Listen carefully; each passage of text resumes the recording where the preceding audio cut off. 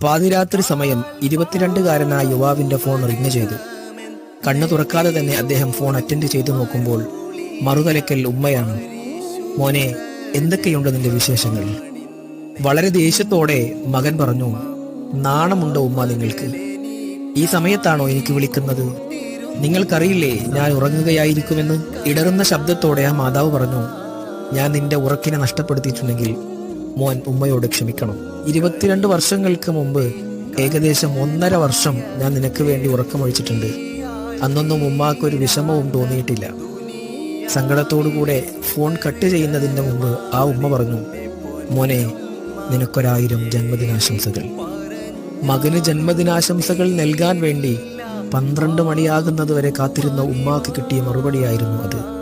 പ്രിയമുള്ളവരെ, ഈ ലോകത്തൊരു സ്വർഗമുണ്ടെങ്കിൽ അത് ഉമ്മയാണ് എന്ന് നാം മറന്നുപോകും.